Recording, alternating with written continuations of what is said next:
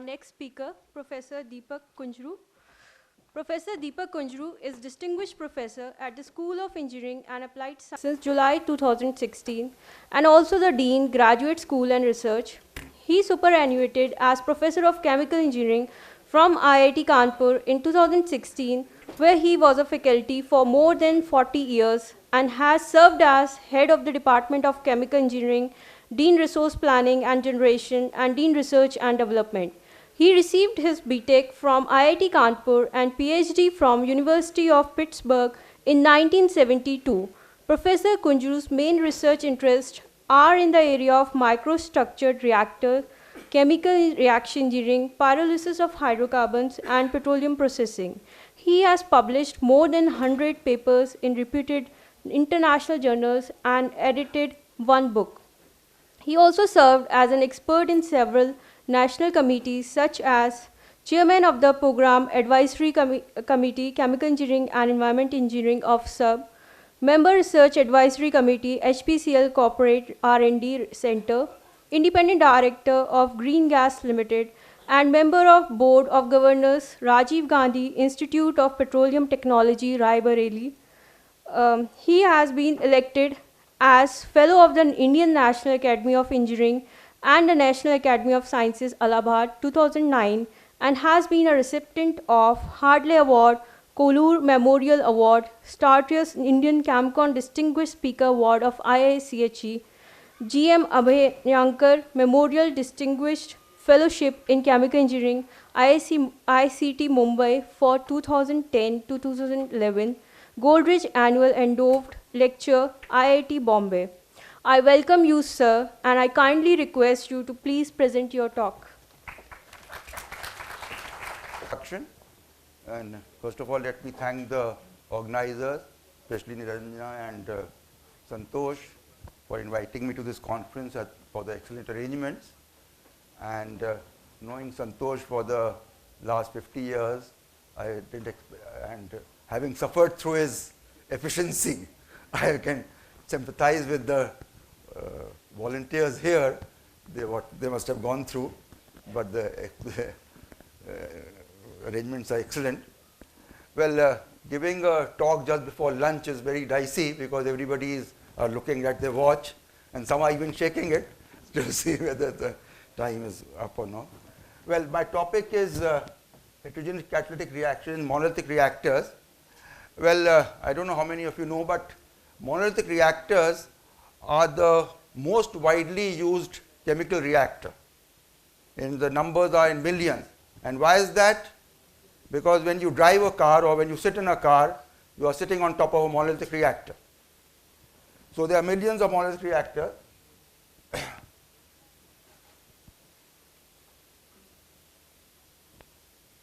So what are monoliths? They basically consist of a number of narrow and parallel flow channels. So you cannot see them, but these are just parallel channels. And there are different types of monoliths shown here.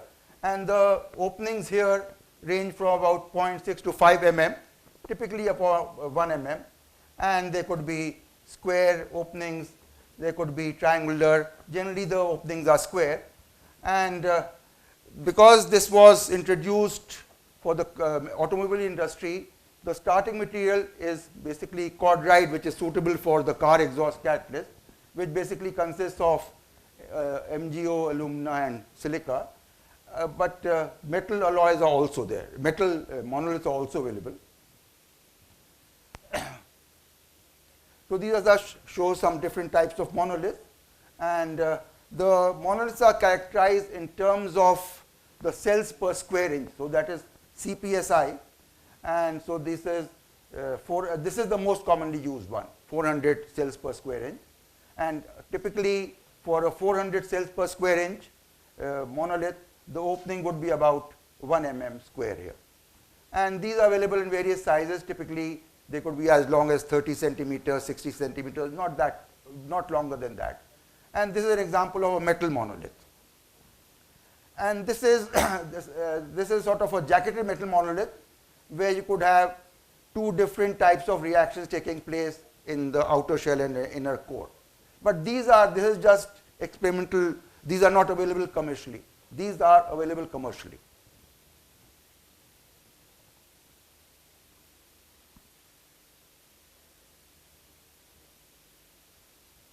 Yeah, what are the advantages of monolithic reactor? Why do we use them? First of all, so unlike a packed bed reactor, these are just parallel channel, empty channels. So the pressure drop is very low.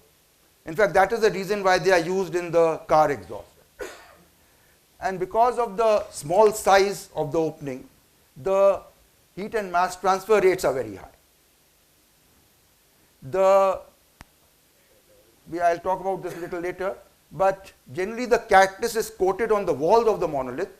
So the thickness of the catalyst is very small. So your catalyst is utilized more effectively. And because of, in some flow regimes, your axial dispersion is very low compared to a packed bed reactor. Then because again the channels are sort of empty, there's a high tolerance to plugging by dust, and that is the reason why these are used for flue gas removal. And this is because this is compared to, let's say, these are thought to be a possible substitute for slurry reactors. And in slurry reactors, you have the catalyst in the slurry, so this product separation is difficult. Whereas here, the product separation is easier because the catalyst is coated on the walls. And again, the reactor scale up is just numbering approach. So these are some of the advantages. But even with these advantages, so this shows the comparison. And as you can see that this is the plate heat exchanger has a high heat transfer rate. The packed bed is here, whereas the monolith has a high heat transfer, high mass transfer. So that is the main advantage of these monolithic reactors. So with all these advantages, there are very limited number of applications as of now. These are the standard applications, the automotive exhaust catalyst. This shows their example. This is the channel, and this white thing is the coating of the catalyst, which is put in the muffler or the silencer, and this is your tailpipe. So this is the exhaust coming in, going out. And that is another example where they are commercially used, and this is for the flue gas treatment. And so these are examples of gas solid reaction. This is the only example commercial use of monoliths for a multi-phase reaction. Gas liquid reaction is the hydrogenation of anthraquinone. But there is a lot of work going on because there are a lot of potential applications. Whenever you have a highly endothermic reaction or highly exothermic reactions, monoliths can potentially be useful. So this steam reforming of methane is one example. We have also looked at it. And this is a highly endothermic reaction, and it has high heat transfer limitations.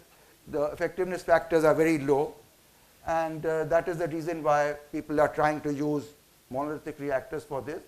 Similarly, autothermal reforming is a reaction which in heat effects are involved. This syngas to liquid fluid, this is an example of that Fischer-Tropsch reaction. In fact,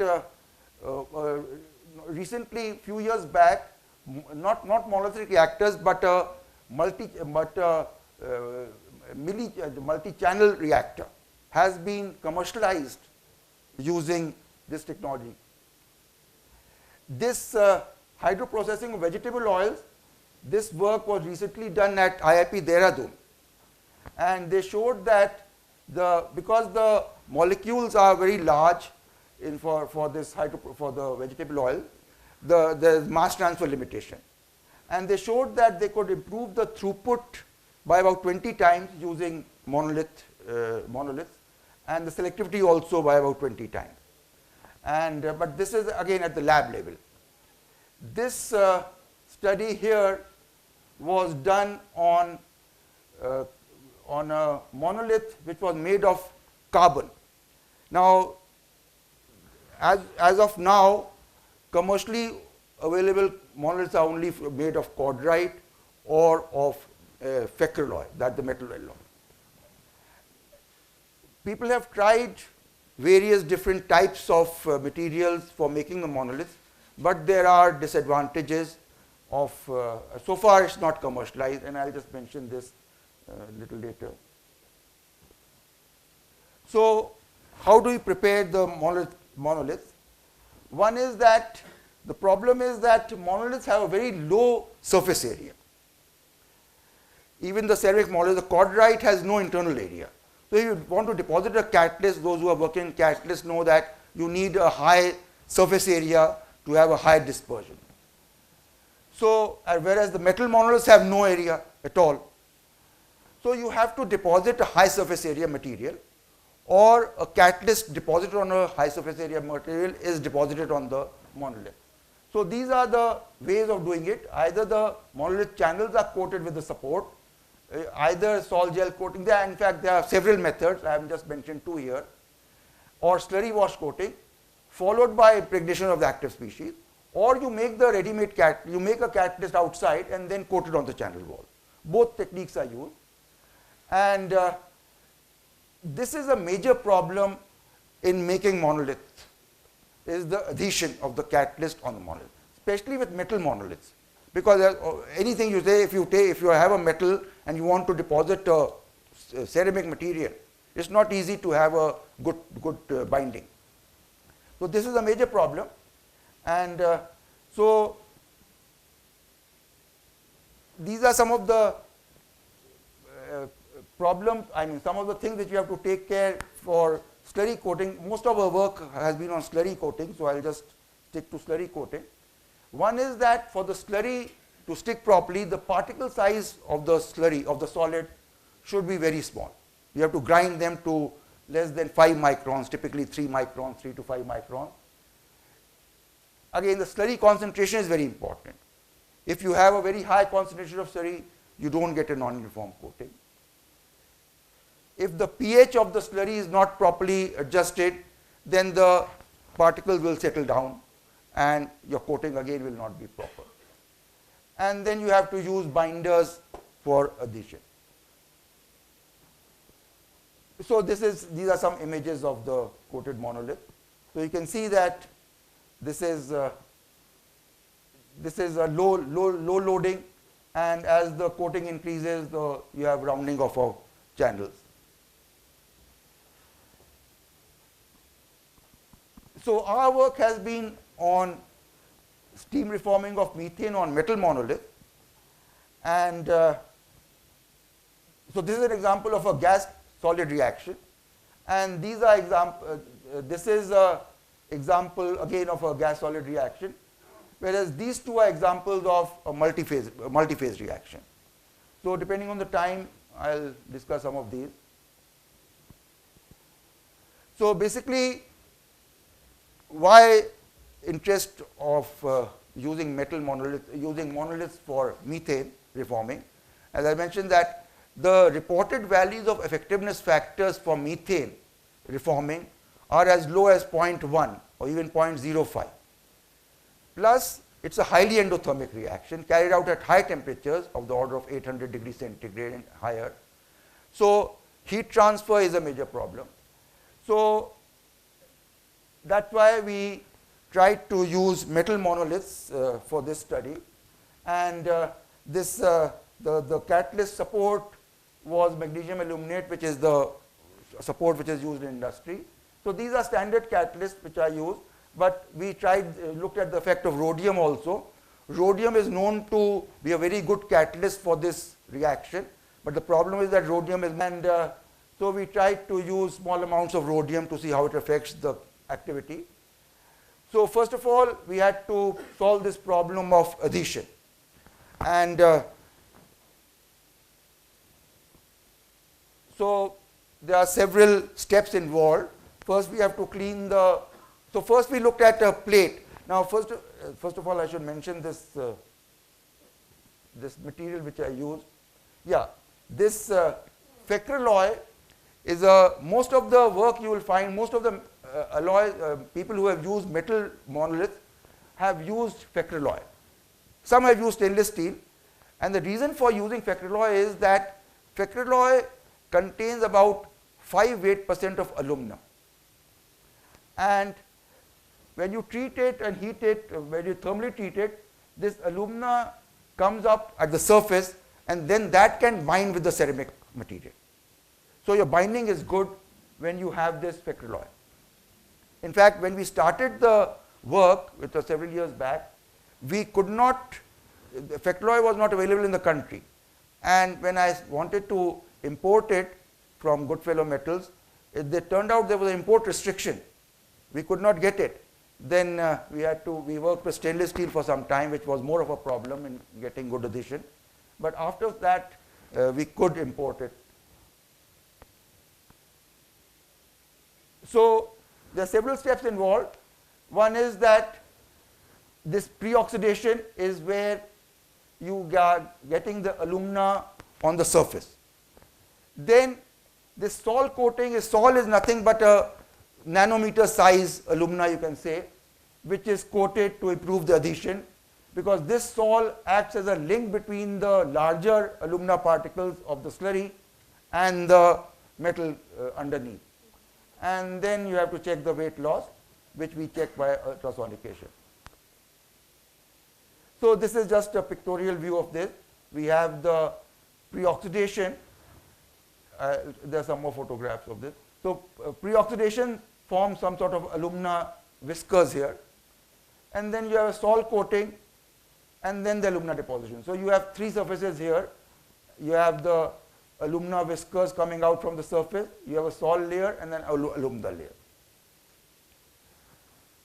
So this shows you the effect of pre-treatment, and you can see that this is just a metal foil which is heat treated at different temperatures and different time, and you can see these are the alumina whiskers forming, and so this is the effect of temperature and time. So this is 850 for 10 hours, 900 for 10 hours, 900 for 15 hours, and so on. So you can see that if you treat it for too long, then these start to agglomerate. So this we found to be the best one, and this is the condition which we used for the pre-treatment part. And then the problem was of weight loss. You can see the kind of weight loss we have. Most of the material is lost when we do the ultrasonication. So we had to improve the adhesion, and the reasons are because of the different thermal expansion, and there's not good interlocking between the slurry and the alumina particle. So we added some binders, and this shows you some results, that we added a colloidal alumina, and we added polyvinyl alcohol, and we also tried PEG, but if you notice the results here, the best results were obtained when both polyvinyl alcohol and colloidal alumina, CS stands for colloidal alumina, were added, and we could reduce the weight loss to about 5.5. If you compare, look at the literature, this is very good. Most of the others have reported very high weight loss. So basically the inorganic binder fills the gaps between the bigger particles and improves the adhesion, and this organic binder reduces the surface tension. So with this, so this shows the SEM photograph. So this is the image of the plate which we use. This is the one which gave the least weight loss. And this is this atomic force microscope. The layer thickness was about 17.5 micron. This is a wash coat. So this is the standard setup for the reaction, and this is the reactor. This is where the reactor was. So now actually, if you look at the commercial catalyst, one type of catalyst looks like this, and the reason for these holes, these are the holes, that so your diffusion distance is reduced. So typically the diffusion distance is about 1.5 mm for the catalysts which are used right now. So we sort of compared our monoliths with catalysts of size of 1.5 mm to replicate this effect, and if this shows the results, this is our metal monolith, and we put a thermocouple inside the metal monolith. We had the wall temperature, and this is the outlet inlet standard condition. So we were measuring the center temperature, the inlet temperature, and the wall temperature.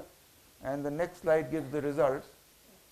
So you can see the results here that for a wall temperature of 600 degrees centigrade, for the packed bed, the temperature inside was 530, whereas for a monolith it was 570. That is because the packed bed catalyst has a very low thermal conductivity. So you are improving the thermal conductivity or the heat transfer, and of course your effectiveness factors are higher. So you can see the comparison for the rhodium nickel catalyst. This is for the packed bed, and for the monolith it is coming out here. So very wide difference, and so we did a lot of runs. I'm just presenting one data point here, but so this is one study which we did. The second one was on the multi-phase reaction. So we studied two multi-phase reactions. One was at atmospheric pressure. This was, AM stands for alpha methylstyrene. So this is hydrogenation of alpha methylstyrene to cumene, and this is the hydrodesulfurization of a petroleum compound. So these are benzothiophenes and dibenzothiophenes are the most difficult to hydrodesulfurize in petroleum fraction. And nowadays with the restrictions and the Bharat 6 norms coming in, you have to reduce the sulfur levels to less than 10 ppm. So a lot of interest in improving the hydrodesulfurization activity of catalysts. So now again, why monoliths for gas liquid reactions? The two most commonly used multi-phase reactors are the slurry reactor and the trickle bed reactor. And some of the disadvantages are written here, that because of the stirring you have a lot of energy input, you have problems of catalyst attrition because of the agitation, you have problems of catalyst separation. And in trickle bed reactors, because of the larger size, you have problems of diffusion influences, high pressure drop, and usually in trickle bed, it's because of the flooding problems, it is a downflow operation. Both gas and liquid are coming down, the catalyst is packed. Now in some application, and specifically coming to hydrodesulfurization, in hydrodesulfurization, the H2S which is formed when the hydrogen reacts with the sulfur compound, H2S is formed. And H2S builds up in the gas, and this is known to retard the reaction, retard the hydrodesulfurization. So it turns out near the exit, where you have the lowest concentration of sulfur compound and the most difficult, so the rates are low, and that is where your concentration of H2S has built up. So it is better to use countercurrent operation, or people have suggested better to use countercurrent operation, but then the problem of flooding is there. So monolith's advantage is that you can have a better catalyst utilization, you can have a lower pressure drop, and countercurrent operation is possible. So now when you're talking about gas liquid operation, you have, depending upon the gas and liquid flow rate, you can have different regimes of flow. Now so I have shown some regimes here which we saw, but basically in terms of applications, commercial applications, the two most studied regimes are what are called the slug flow, where you have slugs of liquid and gas alternately flowing, or the annular flow, you have the gas flow here and the liquid flow on the side. So these are the two ones which we have studied, but you can get various regimes. Others have reported some other type of regimes, at least have given them different names. So this is just an enlarged view of this, what is happening here. So this is the liquid slug, this is the gas, liquid. So if you enlarge this, there is lot of circulation here, and there is a thin liquid layer between the gas and the walls here. So because of this internal circulation, there is a lot of radial mass transfer, and the gas bubbles sort of push the slugs out. So in this type of flow, the gas and liquid slug lengths are very important determining the overall mass transfer coefficient. And so this shows you some more detail that what is happening here. Supposing you have a reactant in the gas phase, so it has to transfer, it can transfer from the gas to the solid through this thin liquid film, or it can transfer from the gas to liquid and liquid to solid. And then you have the catalyst on the solid. So this is the catalyst where you have the pore diffusion. So the transfer, there are a number of mass transfer coefficients involved. This KOV is I will not go into the detail, but this is what we are, the overall is what we want to maximize or enhance. So first we did some cold water studies, cold flow studies with liquid and air to look at the flow regimes, and I'll just quickly, but the important finding was that the type of distributor has a major effect on the gas and liquid slug length, which in turn affect the mass transfer. So if you look at these are the photographs.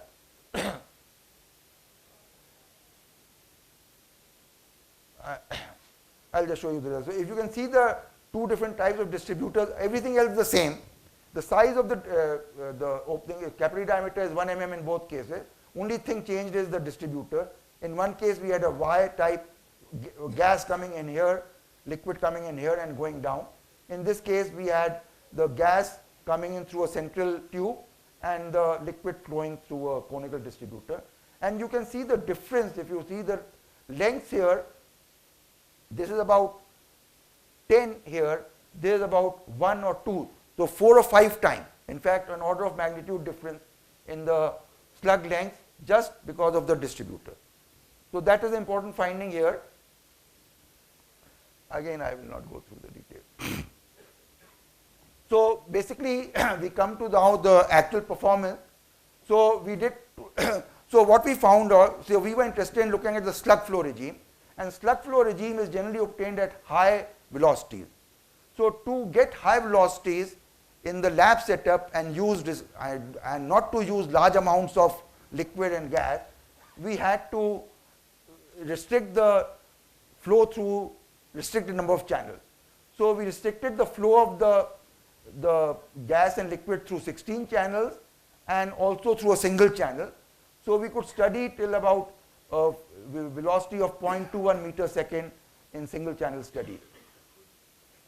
And again we prepared the catalyst used was palladium alumina, which was wash coated. First we wash coated the alumina and then wash coated the palladium. And I will not go into the details of this, but this was our setup. In this the liquid was in a circulation mode and the gas was hydrogen, which was the gas, was vented through. So in the case of 16 channel studies, we varied the wash coat loading from 15 to 44, other things remaining the same. We varied the pressure also. For single channel studies, to get decent conversion, we only had one loading of 44 weight%. So these are some of the runs. So this shows the effect of gas velocity at a constant liquid velocity. And you can see at low liquid velocities, there is no effect of gas velocity. And as the liquid velocity increases, the rate increases. Now, the reason for this is that here the regime of flow is film flow. So in the film flow, the gas velocity is not having a significant effect on the rate. Here, so this region is all film flow. In this, the liquid velocity is increasing, so the mass transfer coefficient is increasing. In this region, it is the effect of so the regime is changing. It is the slug flow regime now, and in the slug flow regime, several things happen. One is that as you change the liquid flow rate, your thickness of the the, the, the thickness between this liquid film thickness here between the gas, bubble and the solid can change. So if it decreases, the rate will decrease. If it increases, the rate will increase. And the slug lengths can change. So those are the two effects, and this is the combined result of these two effects.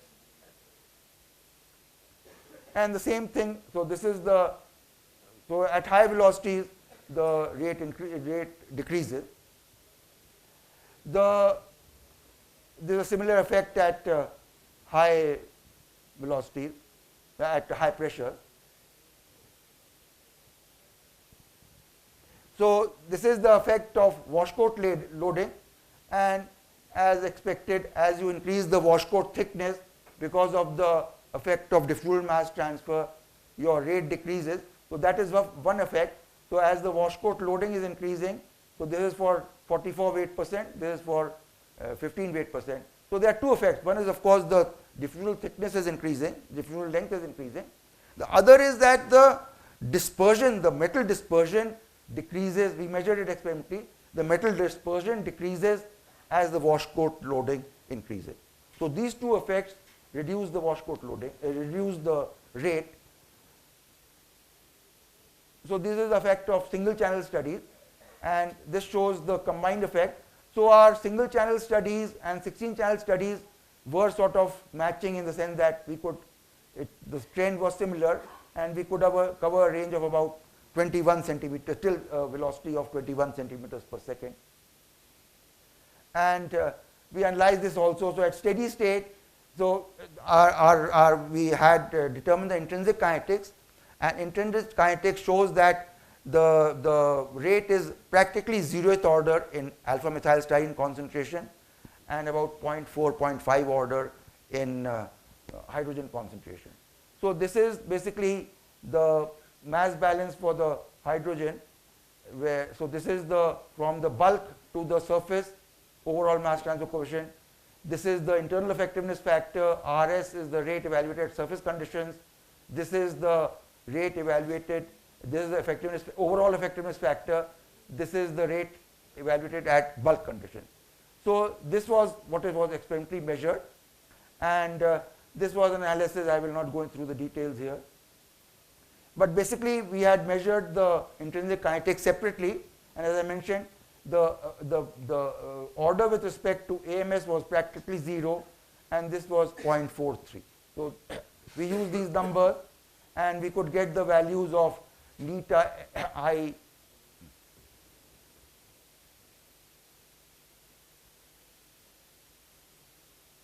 So if you look at the number, this by the way, the hydrogenation of alpha methylstyrene is a very fast reaction.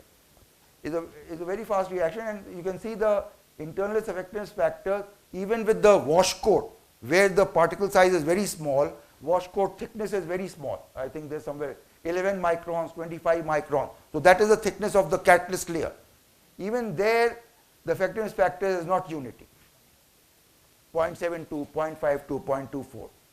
We also calculate the overall effectiveness factor, which gives the effect of the external mass transfer. And again, I'll just show you some numbers here. This is, you can see this is the overall effectiveness factor, which is of the order of 0.29, 0.33 of that order.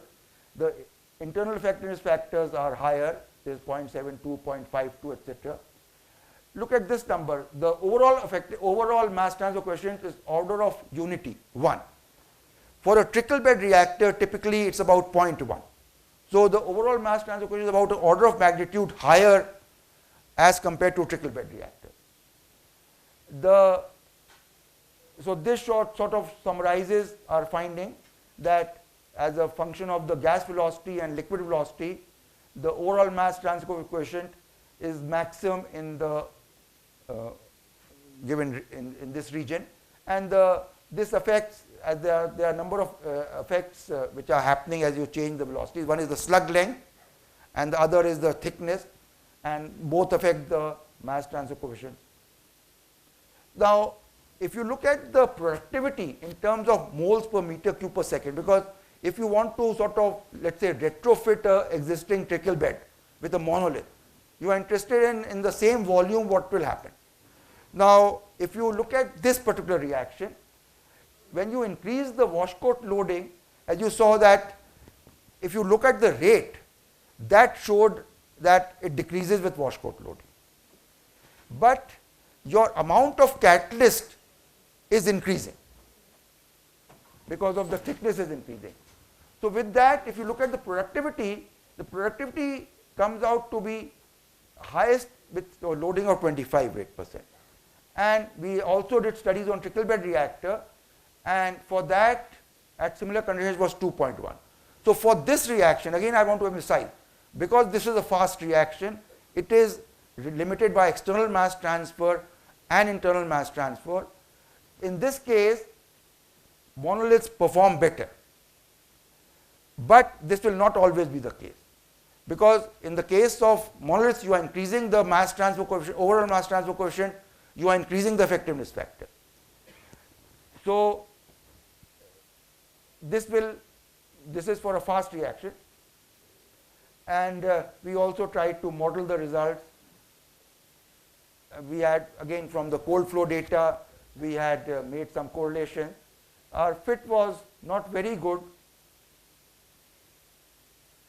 but the problem is that what we had taken, the data we had taken for the slug length was on a glass capillary, which is a smooth surface, whereas the monoliths are rough surfaces, is a ceramic surface. So the film thicknesses or the mass transfer coefficients are not that predicted that well. The film thickness is not predicted that well, and so that we feel is the reason for the discrepancy. How much time do I have left? Who's the top? 5 minutes. So, well, let me just briefly mention. So now this was another study. This was supported by, sponsored by Chevron. Actually, they liked our results for the first study, which was the atmospheric pressure. So they wanted to see how would it behave at high pressure. So this was a study which was carried out 100 bar.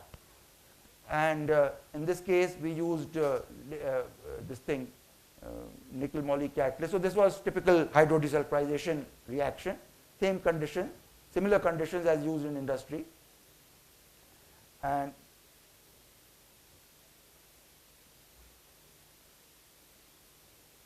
so this is our setup for the high pressure setup.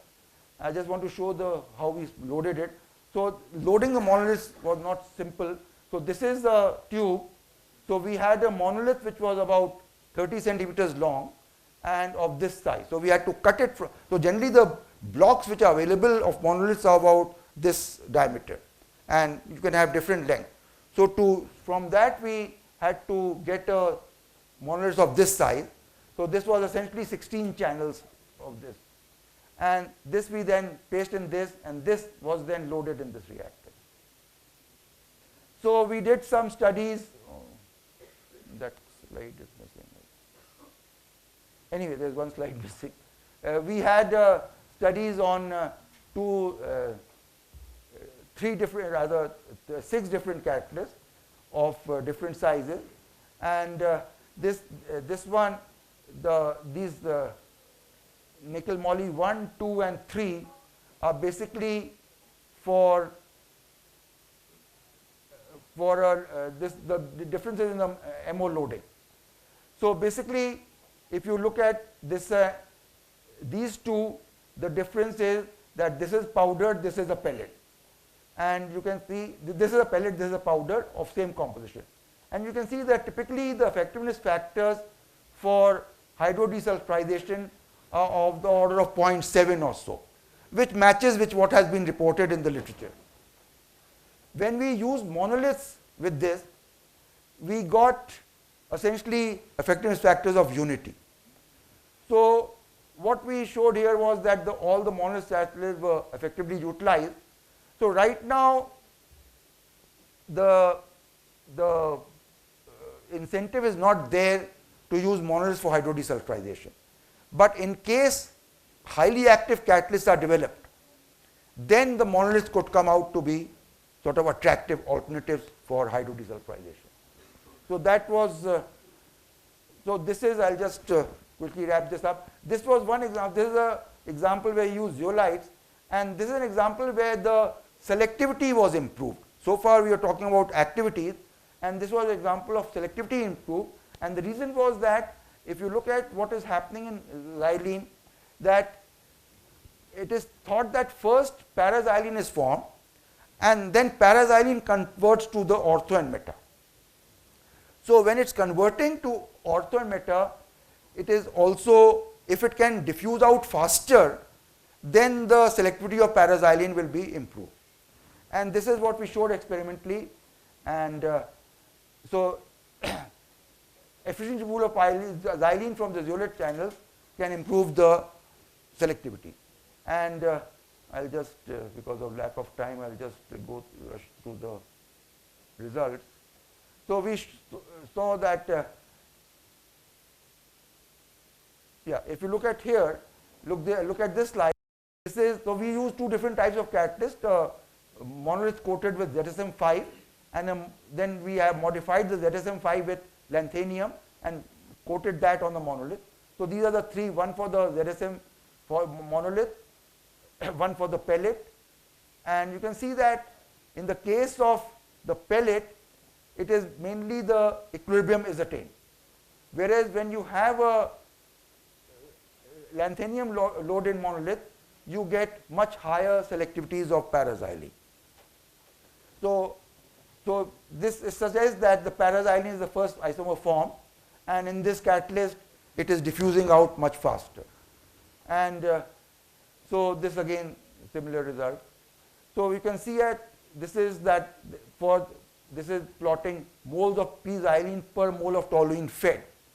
So you can see the increase from about 0.03 for a pellet, you can go up to about 0.09 at the same conversion.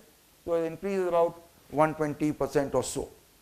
And we did some modeling also, standard models of, so this was the intrinsic kinetics we calculated. So this was the reaction scheme, toluene goes to benzene and paraxylene, and then you have paraxylene going to metaxylene, equilibrium reaction and so on. And this paraxylene can also go to gases. And then we got these internal reaction scheme and model this thing. So we have the standard diffusion model. So we have the reaction diffusion. And so basically this is the coating wash coat of ZSM5 particle. And if you look at the ZSM5 particle, you have this, you have both micropores and macropores.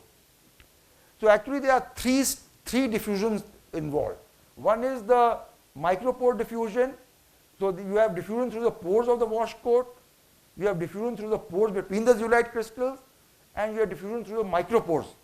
So three things are involved, and we did some calculation, some estimation, and we showed that it is the effective diffusion is the diffusion through the wash coat is what is affecting the rate. So effective diffusities in the wash coat were used as adjustable parameters, and then we did some estimations and we got the values of diffusities, and this was published in AICACM. So and we could give a good comparison. So basically, coming to the conclusion, this offers a novel means of conducting homogeneous heterogeneous reaction, and slurry wash coating is a simple and efficient method. There are other methods also, as I mentioned. And the effectiveness factors are high because of the thin layer of catalyst. And for multi-phase reaction, the productivity can be higher than conventional reactors. Again, this is for fast reaction. Then the outlook, the problem is that if you look at the loading in a given volume of reactor, that is very low. So to improve that, one thing is that supposing you are using, quite often gamma alumina is used as a catalyst support, or active carbon used as a support. So supposing we can make monoliths of gamma lumina, or we can make monoliths of carbon. And these have been made on the lab scale. People have done published results. Only problem is that they don't have the strength as of now. So if you load it up in a catalyst, in a reactor, they'll crumble. So if we can do that, then the amount of catalyst which can be loaded can be increased significantly. So that is one thing which is required. Then now this people have started doing that, because you need the gas and liquid slug length, because you want to model it. The mass transfer coefficients depend on the slug lengths, which have to be determined in the operating conditions. So people are using gamma ray tomography, ultrasonics, etc. to get this. And then we need a better understanding of the hydrodynamics. So with that, I thank you, and I thank acknowledgements. So these are my PhD students, were my PhD students, and these are support from Chevron, Advanced Refining, Hindustan. So, thank you.